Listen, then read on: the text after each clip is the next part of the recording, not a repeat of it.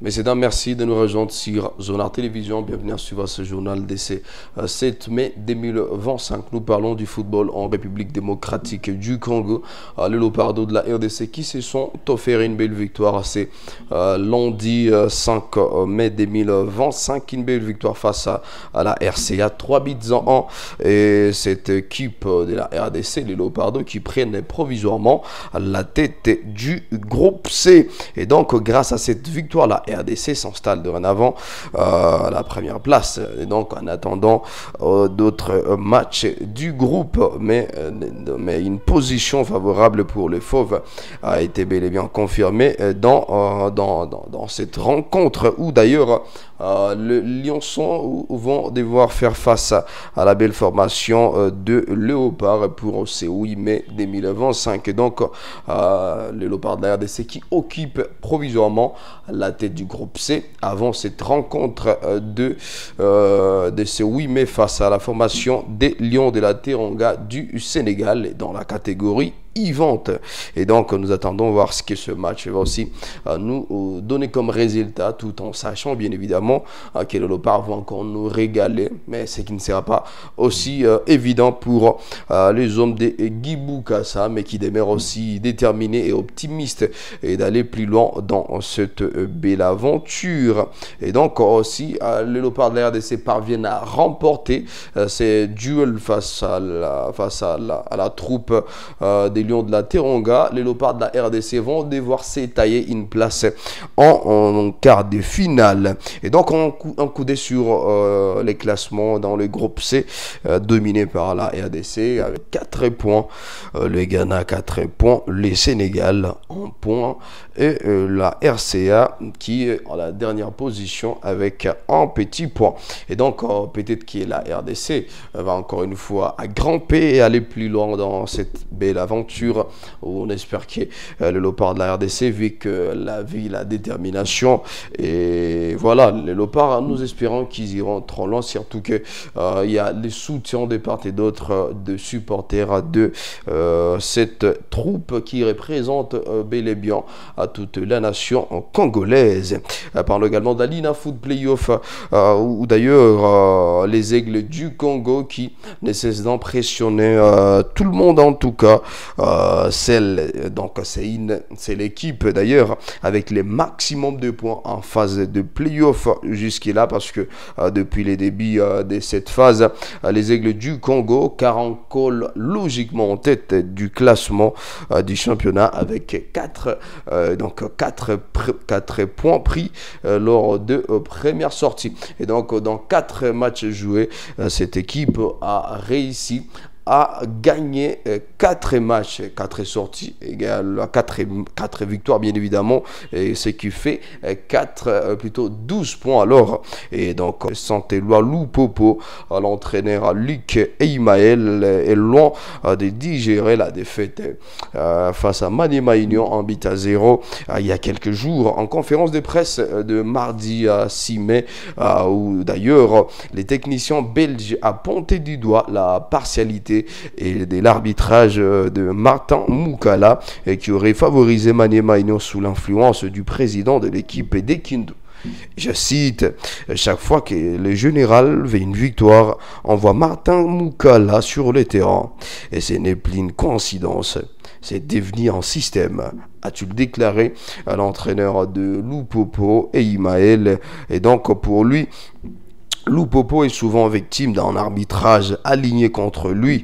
Je récite: mon équipe est pour la 3e fois victime d'un arbitrage mitigé, facile à remettre en question. Cette manière de travailler ne facilite la tâche ni à Loupopo ni au football congolais. Nous sommes dessus de la théâtralisation dans le football congolais, a-t-il martelé. Et donc c'est un phénomène qui persiste encore une fois dans le football congolais, ce qui ne va pas aussi avantager à ces footballs d'aller plus loin.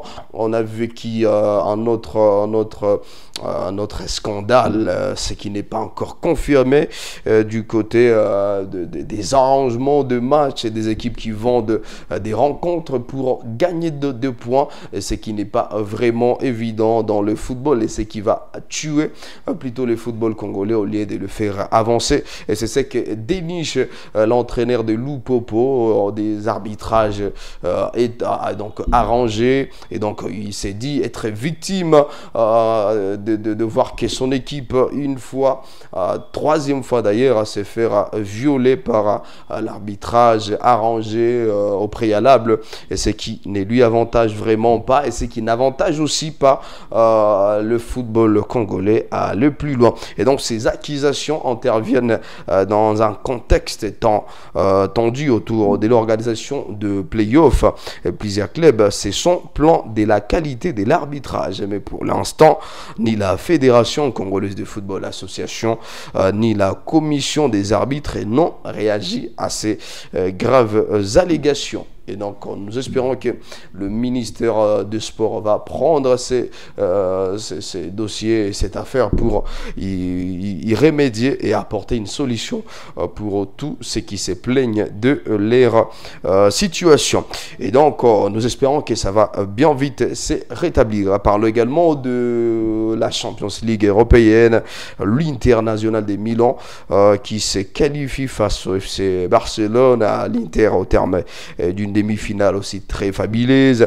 On a vu au match aller 3-3, les matchs retour, un score inattendu sur le terrain. Bien évidemment, on voit International de Milan qui fait une remontade exceptionnelle face au FC Barcelone, mené au score, d'abord l'Inter qui mène au score des buts à 0 et qui s'est fait renverser 3 buts à 2. Et cette équipe revient encore dans le jeu, dans les ultimes minutes pour encore une fois faire chuter ces grands clubs du FC Barcelone. Et donc cette équipe s'est qualifiée en finale. Mais la plus grande question qui se pose et qui pourra rejoindre l'AS Milan, plutôt l'International de Milan dans cette grande finale et qui va se jouer ce 31 mai à Munich. Donc cette équipe, l'Inter qui joue sa 7e finale de la Ligue des Champions, les clubs italiens en a remporté 3 dans les éditions de 1964, 65 et en 2010. Et donc on a perdu autant, voire même en 1967, 1972 et récemment en 2023. Mais nous espérons que cette équipe va peut-être faire une revanche et arracher cette prestigieuse Ligue des Champions, une compétition que tous les clubs du monde entier rêvent gagner un jour. On a vu l'FC Barcelone depuis plus de 10 ans, cette équipe n'a jamais franchi les demi-finales. C'était une occasion pour FC Barcelone, mais qui malheureusement a été coupé des souffles dans le demi-finale. Et donc cette question va peut-être trouver des réponses. Qui va rejoindre ces grands Inter de Milan dans la finale?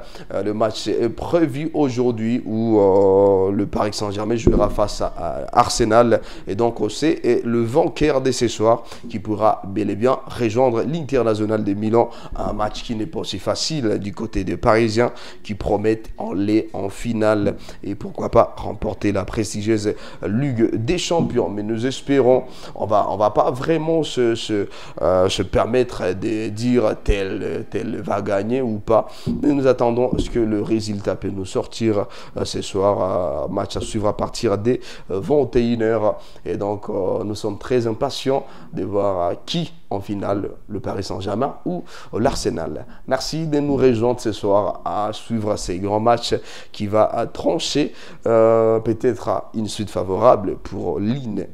Et peut-être pour l'autre, ça sera une nuit cauchemaradesque. Voilà, cette nuit va nous donner les résultats. Sinon, dites-nous dans les commentaires qui pensez-vous va rejoindre l'Inter en finale. Et nous serons très ravis de vous lire dans notre prochaine production. Merci infiniment et on se retrouve à tout à l'heure pour ces grands chocs. Et surtout, prenez bien soin de vous. On est ensemble.